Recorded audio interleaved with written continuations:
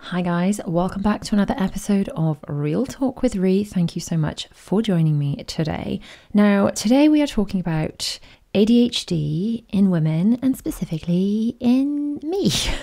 If you saw a recent video over on my main Mummy of Four UK channel, you will have heard me talk about the fact that I am currently awaiting an assessment to see if I actually have ADHD. So the full story's in that video, and I would just encourage you to watch it because it's going to explain it more thoroughly than I can right now.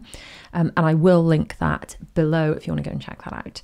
But in brief, just in case you want to go and watch it later and you want to still know what I'm talking about in this podcast episode, in brief, I am awaiting an assessment for ADHD.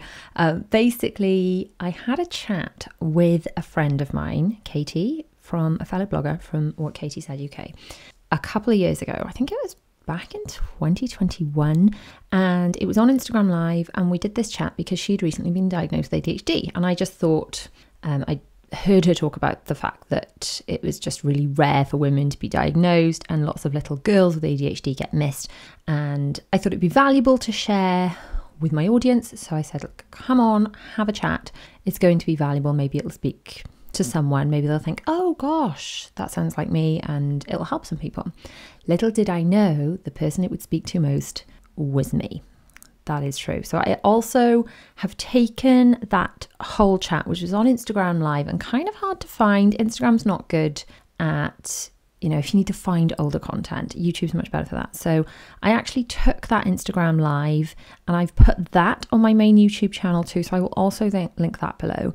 And that's that full conversation that really, if you watch that, you can sort of see it in my face. I'm like, oh, I do that. Or, oh, I used to think like that. Or I used to struggle with that until I put this in place. Or, oh, I struggle with that, which is why I do this. To pretty much everything she said, almost every single thing she said.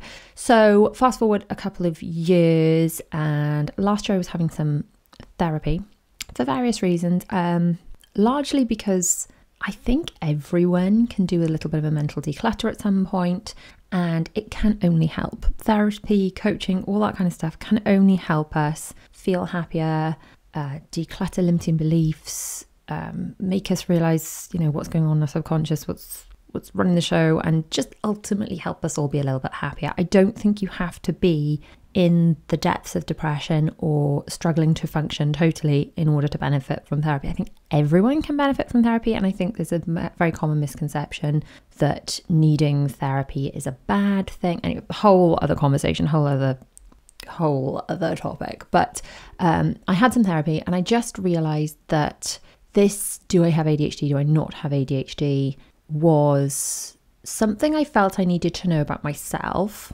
because I guess, sorry, alarm going off, because I guess it is relevant when you're dealing with yourself in the same way that I needed to know, do my children have autism or not have autism? So I knew how to best take care of them.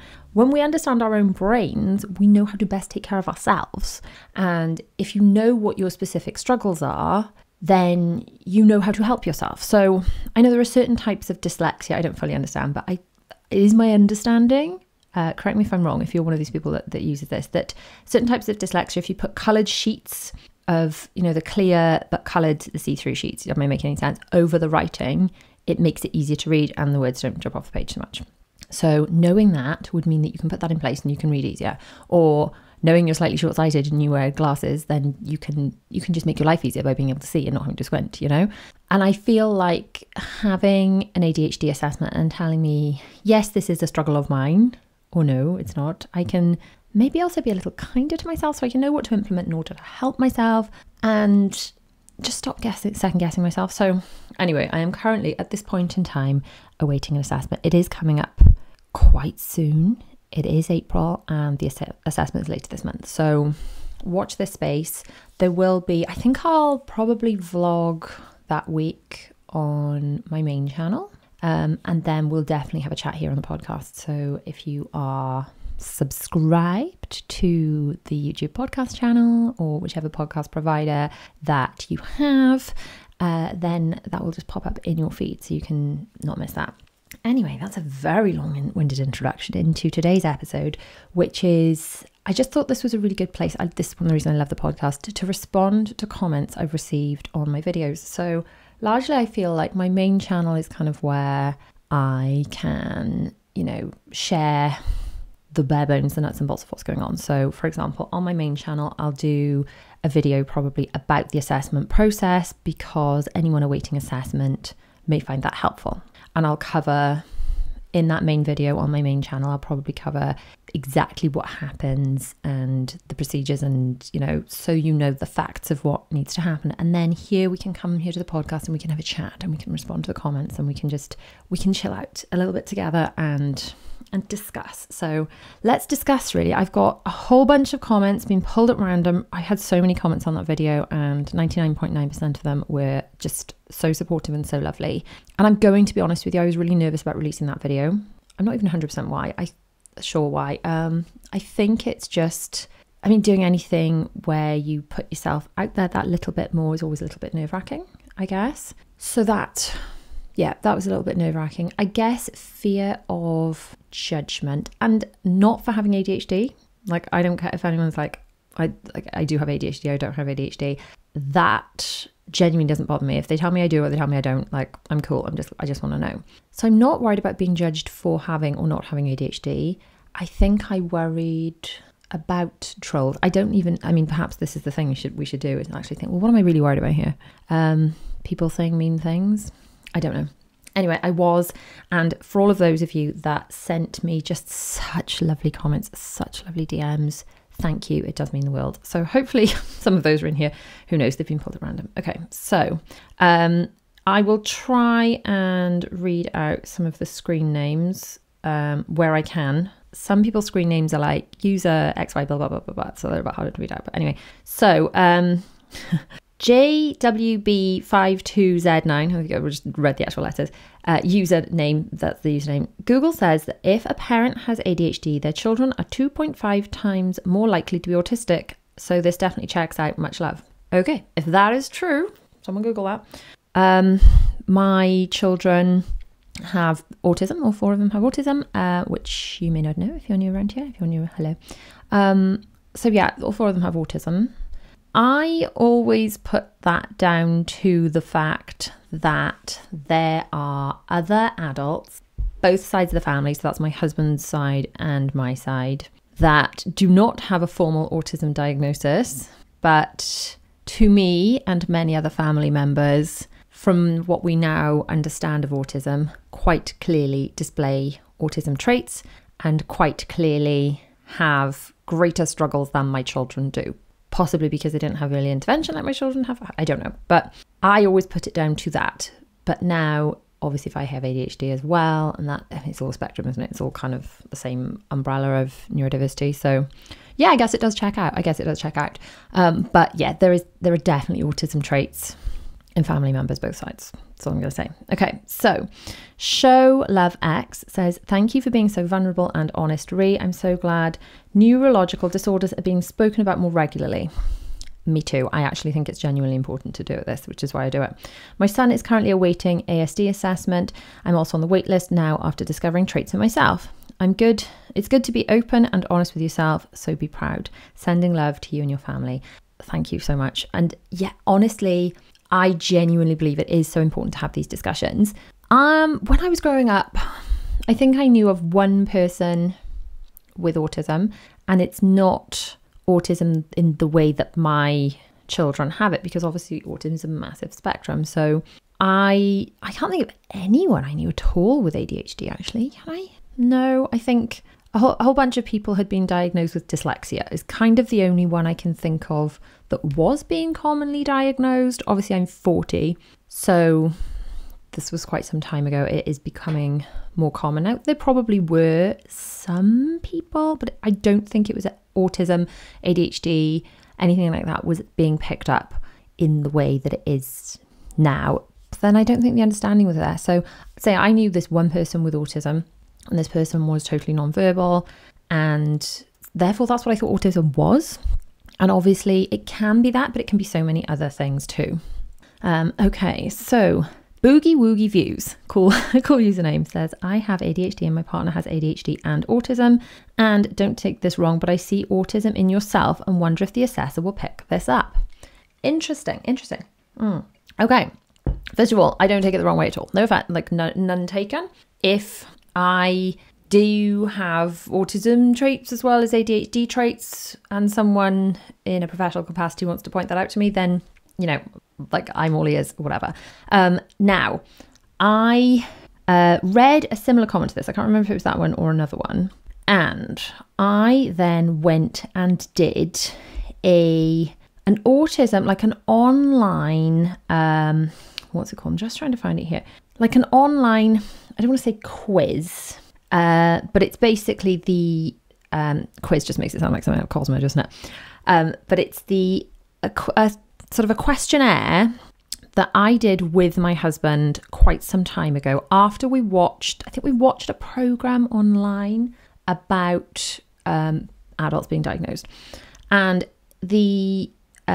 you can Google these yourself. They're online, and it's for the AQ, which is the Autism Spectrum Quotient.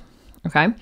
And then the Empathy Quotient, which is the EQ. So these online like quiz things, you can find them done by sort of big professional bodies, and they give you your autism spectrum quotient and your empathy quotient, and if you answer those honestly, then that will give not a diagnosis but an indication where you may fall on the spectrum. So out of curiosity, I did this test because I was like, oh, okay, is this something I've missed yet? Yeah, anyway, I just thought it was really interesting, so I did this test.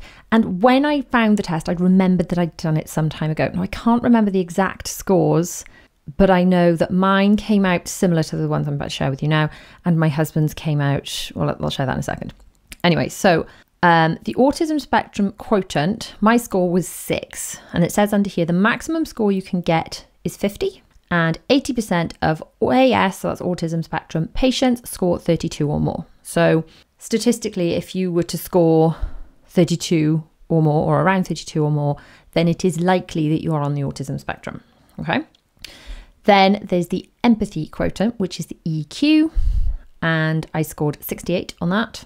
The maximum you can get is 80, and 80% of AS patients score 30 or less. And so I scored 60. So according to that, it doesn't indicate that I am on the autism spectrum. I mean, it is a spectrum, so all of us will have, not all of us, but some people will have some traits, some mild traits, but not be enough to really qualify to be on the spectrum, if you know what I mean. So it's not totally cut and dry, it's a spectrum. However, I think the results of this kind of fall in line with how I identify the struggles I identify that I have versus the struggles that the children have, and indeed my husband. So when he did the same test, I cannot remember the numbers. I'm going to have to sit and do it with him again. But basically, his scores fell within that 80% of AS patients scored this. His scores were more in line with those. So I think, so he doesn't have a formal diagnosis, but the more I learned about autism through the children, my children have been my greatest teachers and my greatest inspiration to go and learn from reading a lot, watching a lot of videos, reading a lot, learning a lot. Then his challenges fall more in line with the children's. My challenges are more like walking into a room and having no idea why I'm there. I'm like, oh, gone. Or it drives them all nuts how difficult I find it to find my phone. Honestly, my Apple Watch, right?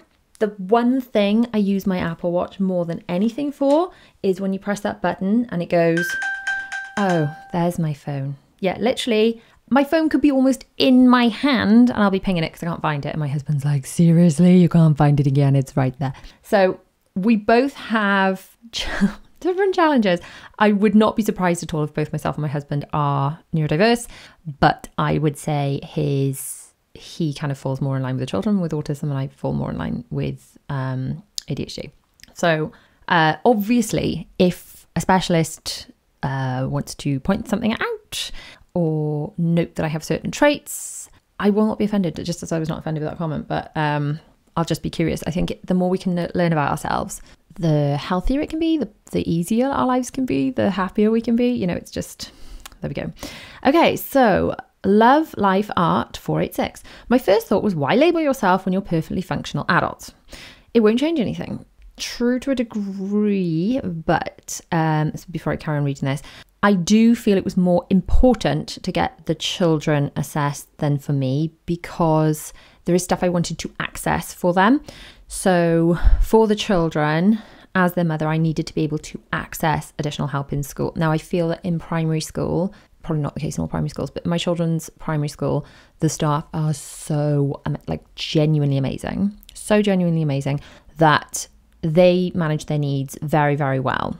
My concern was when the children move to secondary school and they have 10, 11 different teachers, without having the understanding of their challenges, they may not be able to have the empathy to offer them the support they needed. And I didn't want them to just be labelled as difficult, naughty, all the things that I think kids I was growing up with were labelled as when they actually just needed extra support.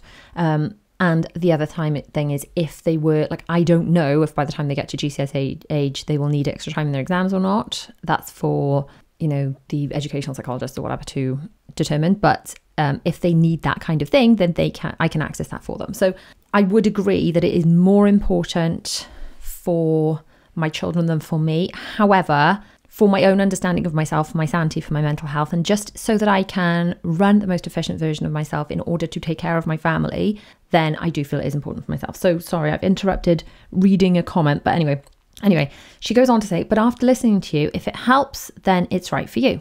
Thank you. Yeah, I think that's what I was getting to. I've thought a few times that you're a little limited in your interests, but over the top at the same time. Okay. That's not a criticism, just my observation. One thing that hits home is when you said, I have fits and starts with swimming for fits and starts. I think she means when I was talking about with fitness, it's like you kind of go all in or not. And she said with swimming for fitness, and the one thing that stops me going is boredom while I'm swimming. I don't know what to do with my mind while swimming laps. Yeah, I think what I talked about was I just cannot quiet my mind.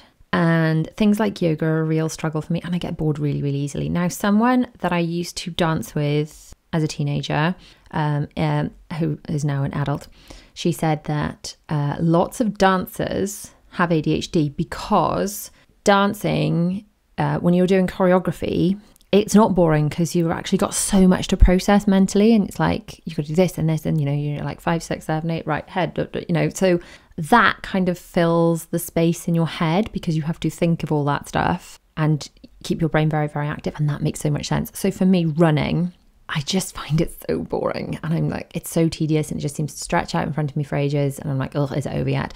And the number of times I've started Couch to 5K, I have given up now. I've officially given up on starting running because I've just realized, why am I trying to force myself to do something I hate? Why am I doing it? Why would I do that? So yeah, I think the point that she's making is she finds it very difficult, to clear her mind, or she gets bored when she's swimming. And I'm the same. My mind's like racing. And I just thought that was, I don't like to use the word normal, but I thought that was normal, as in I thought everyone was like that. And I've always put it down to mum life. So when I started my channel, I was like, wow, mum life is crazy. How do people cope with this? And then I sort of done so much research every time I was having a baby. It's like, right, well, if I really don't get my act together now, I'm going to be in trouble. I'm going to be in big trouble. I've really got to get my act together. I've got to make sure that I'm all over it, that things are going to be okay, that, I get organized. Otherwise, the wheels are going to come off because I've just got so much on my plate. And I always just put it back down to not having a great deal of family support, to having a lot of children. And I thought that all mum's brains were like baby brain, like mine. And it now turns out that maybe some people can quiet their minds. I genuinely don't know how to do that. It sounds ridiculous, but like meditate, quiet your mind. Like, what? That's a thing? That's something that humans can do? Really? It confuses me. Okay, so next, Courtney Ash 5442 says, thanks so much for sharing, Rhi. I have ADHD, and I won't lie, getting diagnosed was a nightmare. I'm sorry to hear that. It took me 8 years to get a doctor to even listen to me about my concerns. That is awful. One thing I will say, I think doctors, all health professionals really, it's it's kind of luck of the draw who you get, isn't it? So sometimes you get someone that's like, they're amazing. You get why they're in a caring health profession. And sometimes you're like, seem to like people. Why are you doing this job? And it's just, some are really good and some are just not. So I guess what I'd urge you to say, if you are not being taken seriously by someone, to go and see someone else, because hopefully you will get different levels of empathy and understanding from different doctors. Eventually I was put on a 3-year wait list, and due to my impatience caused by my ADHD, I ended up paying to go private. Well, that kind of tracks, I guess. They diagnosed me with ASD as well, which I found really interesting, as it was something I never saw in myself. But now I look at all the signs. It's totally me. Yeah, I think this is often the thing with anything. It's like, hindsight's 20/20, isn't it? So before my children were diagnosed, I look back at that time where I had doubt. Do they have this? Did they not have this? Or look back slightly further where I didn't understand. I didn't even understand what autism was. And then I think, how could I not have seen that? It seems so obvious now, but hey, hindsight's 20/20. Okay, Laura Robinson says, hi Rhi, my 10-year-old son is currently going through an ASD assessment. It's taken 4 years. It's so awful, isn't it? The more research I do and learn about him, the more I recognise it in myself, and I'm convinced I'm on the spectrum too. Good luck with everything. I hope you figure it all out. This is such a common story, I think, that people realise their children have needs, because I think we're much more tuned into our children's needs than we are our own. And then we then like, oh, okay, I spot that in myself or my husband or my family, and it just suddenly becomes like, it just feels really glaringly obvious. One thing I will say, I think one thing I was worried about, I suppose, is I was worried that someone was going to be upset with me for going to get an assessment when they thought that someone else, some other adult or child, needed it more than me. I think that was something I was concerned about, people being upset about when I put the video out, which, I mean, when I say it out loud, it sounds mad really, doesn't it? Because everyone has their own struggles, but equally, I am not taking a spot of anybody else's child because it's a totally different system. It's odd, actually. I'm thinking about this, how the system works in Wales, at least. So the children under 5 are diagnosed through paediatrics, through the NHS. Then they're moved into this school section where it kind of goes through the education system. And then obviously when you're not in education anymore, it goes back to the NHS, but then it's the adult sort of neurodiverse section, not the paediatrics. So they are like 3 distinct bodies, I suppose, doing these assessments. So me going for an assessment, okay, there are the adults going, but there are no other children in the same system. So I guess I'm not taking anyone's place. So yeah, I don't know. that was another concern I had. Yeah. Anyway, Laura Crane. Oh my God, I'm actually crying at this announcement. ADHD, emotional overwhelm. I totally missed the initial video, but I know exactly what you're going through, diagnosed at 42 years old. Yeah. So, well, if this assessment, this is going ahead this month. I think they give you the results on the day. That's not what they do with autism, but I've heard, shout out and let me know. If you're watching on YouTube, you can down in the comments, but I think the other people I've spoken to had the results on the day, but I'll just feed back and let you know. Rachel Dehan says, this was mind-blowing, thank you so much. So I don't know if that kind of speaks to you, Rachel. That means you have your own, like, some light bulb moment about yourself. I'm not sure. Okay, Mini SE5SN says, thanks for sharing this, Rhi. I'm 32 and been diagnosed last year. Just started medication. Your vlog talking about your kids' assessment, etc., pushed me to get myself assessed. It was so much help. I know you definitely have support in your family, but I'm hoping this community give you as much support as you give us. Oh, that's really lovely. And I think this is why when I'm like getting a bit wobbly about, is it right? Like, should I keep talking about this stuff or whatever? Or when I get, I think sadly the fact that, anyone online gets trolling comments at some point. It's not right. But it is kind of a fact of life. And when I do get those comments and then I read something like that, like because of something I've said, then it's triggered something for someone else to go and have a conversation with a doctor, and then they get help and then they feel so much better. That's so worthwhile, and it really makes me feel like this is worthwhile. It reminds me why I'm doing this and why it's so important. Okay, user and OD3B, big long name. I'm a 39-year-old woman. Past diagnoses include borderline and bipolar. I have neither. I have ADHD. I can't tell you how relieved I am. I think this is a really common story that people used to get diagnosed with other things when actually it turned out just to be ADHD. Okay, Sarah Mirago. Sorry, struggling to pronounce all these. I have watched your channel for a while now. I have 3 children with autism, hypermobility and dyspraxia. My physio told me while I was in my 30s, actually, apparently I'm hypermobile. Okay, sorry, if you're listening on the podcast, you can't see this now, but like I have double jointed thumbs and stuff. Apparently that's a sign of hypermobility, and I am like quite flexible, and like I like sit on my knees comfortably, and like normally I will sit with my legs crossed, and that's quite comfortable. Apparently that means I'm hypermobile, and apparently there is some sort of link between ADHD and hypermobility too. I did not know that, but yeah, that apparently. Sorry, back to Sarah.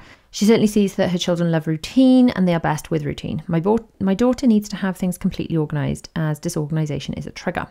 I know you're really organised. It's hard to tell if it's your way of coping to avoid escalation in your mental state, or if it's normal as you have children's care needs in addition to your other responsibilities. And I think this is something that's definitely like played on my mind a lot. How much of my need to be organised, I always thought initially I need to get more organised because I feel so disorganised, and I need to like make sure I'm there for my children. And when I had just my first child, I did not feel organised. I felt like I was failing, and then I'd, be last minute trying to organise dressing up costumes for school and things. It just made me feel like a really bad mum.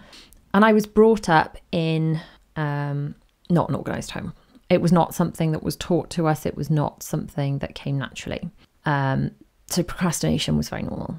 And I realised that as I was a mum, that I just felt like I was failing him by not being organised enough. And that really gave me a kick up the backside to want to do better. And that kind of, then as I had more children, I think I said this earlier, I just felt like, wow, if I don't get more organised now, I'm going to have more to do and I'm going to let them down more. I just didn't want to let them down. So ultimately, it came from a place initially when they were little of just wanting to be a good mum. And I felt that being disorganised meant I missed things. And then I didn't have what they needed and things. And then as I think the first needs that were really apparent were William's, my second child.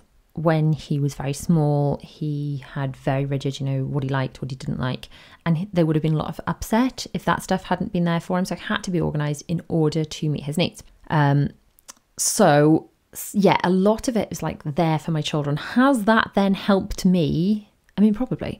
I think my brain, I'm sort of talking as if I assume I have ADHD now, but I think I'd almost be surprised if they said I didn't at this stage. I wouldn't be disappointed either way, or happy either way as such. I just want to know. But there are so many things that just like my brain feels like spaghetti, and I feel like having my planners have changed my life. I've got to say, I designed my own planners because there were not any that fitted my needs and my brain. So I have a planner store. That will all be linked below. Please do go and check it out.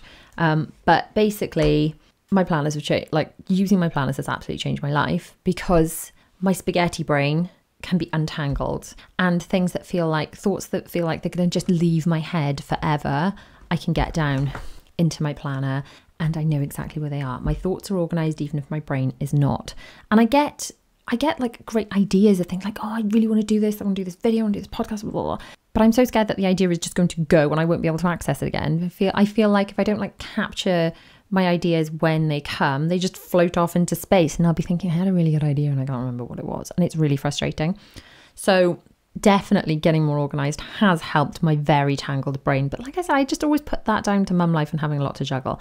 I guess only the assessment will tell. Okay, so she said, I think whatever the findings, you're the most amazing parent. Oh, that's so sweet. Thank you. And you've given your children stability and routine, which is just what they need. I'm thinking about you and hope you have the answers soon. Well done for speaking out. Thank you. Okay, another long username. It was because of your chat with Katie, I thought I might have ADHD, and because of that, I pushed for an assessment. Well, I've had so many messages like that. That very chat, it was only on Instagram. And Instagram isn't good at serving up old content, is it? So if it was on YouTube and people were still watching it, I wouldn't be surprised. But the fact that this has come from Instagram, not so, considering the amount of people that would have seen that live, it wouldn't have been that high. So I have so many messages about it all the time. So because of your chat with Katie, I thought I might have ADHD, and because of that, I pushed for an assessment. I'm in England and got an appointment quicker through the right to choose. Yeah, the right to choose system. I'm not sure if that's still the case in England now, but when Katie went through it back in 2021, was supposed to go to the doctor in England and say, I'd like to invoke my right to choose, and you choose your provider, and you basically get fast track for an ADHD assessment. Not sure if Wales uses that system too. It does not.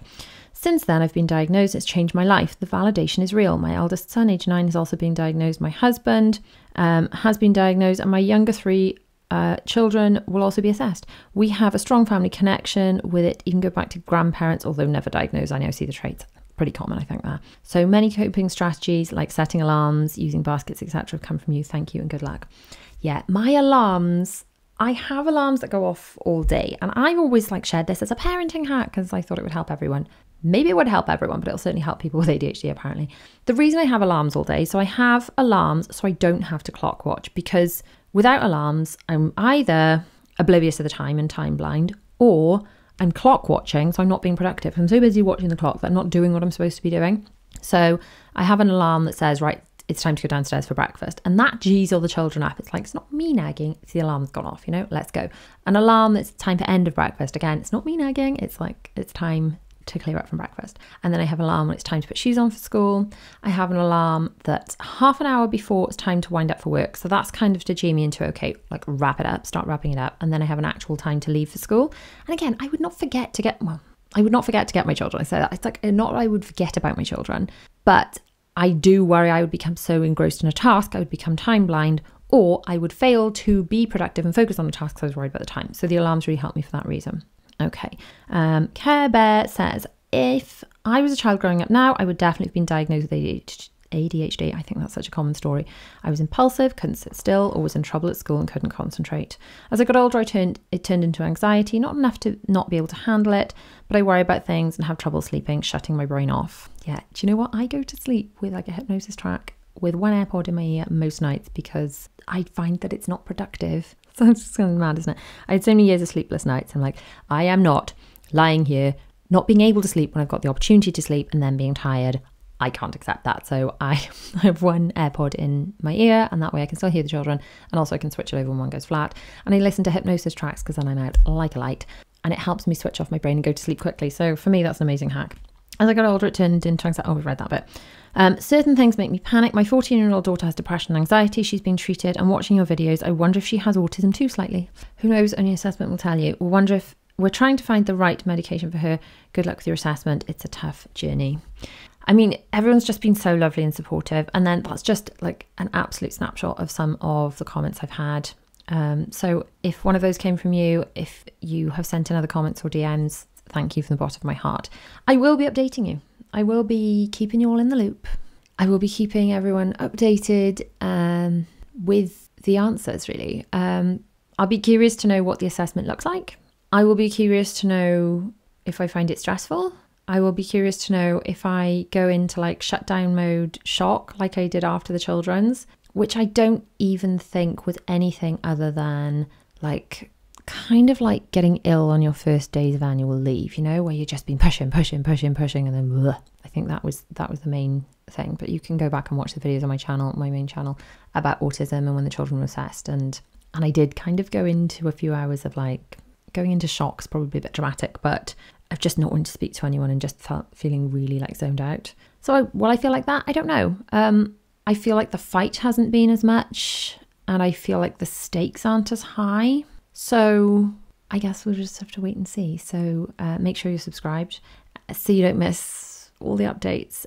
If you have any questions, then you can leave them below. If you're watching on YouTube, you can send me messages, DMs over on my Mummy4 UK Instagram, my Real Talk With Rhi podcast Instagram. Share this podcast if you found it helpful. The very kindest thing you can do to help support me is you can give it a like, a share, a comment if you were on YouTube, but review it. If you can review it through your podcast provider, I'd be so grateful. Subscribe to the channel, do all those things. It just really, really helps to, it just helps. And if there is someone that you think this would benefit, then please just share it with them.